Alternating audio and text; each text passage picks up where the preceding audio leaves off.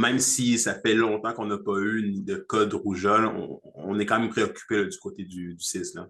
Effectivement, on est préoccupé parce que auparavant, lorsqu'on avait des cas au Québec, c'était lié directement au voyage. Donc, les gens qui retournaient ou revenaient de voyage à l'étranger. Et très souvent, ces personnes-là sont isolées ou sont identifiées rapidement et les mesures sont mises en place. Toutefois, la situation actuelle témoigne d'une transmission ici au Québec, c'est-à-dire les personnes qui n'ont pas voyagé ont quand même attrapé l'infection ici au Québec. Et ça témoigne que ça peut arriver chez nous également. Qu'est-ce qu'il faut savoir justement sur la campagne de vaccination qui va se passer ici?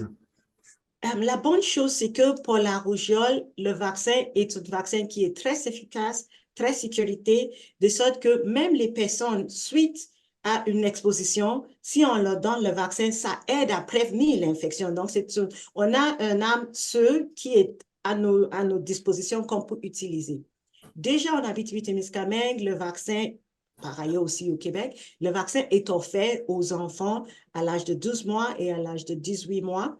Et aussi, il y a un rattrapage en milieu scolaire.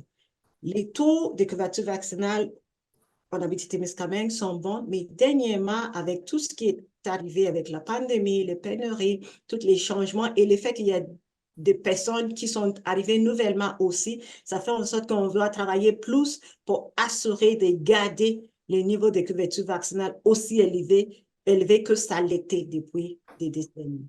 Les personnes qui ont reçu aussi le nombre de doses qui est requis selon leur âge n'ont pas besoin de retourner se faire vacciner. Parce que la bonne chose avec le vaccin, c'est que l'immunité qu'il donne est pérenne, c'est durable dans le temps.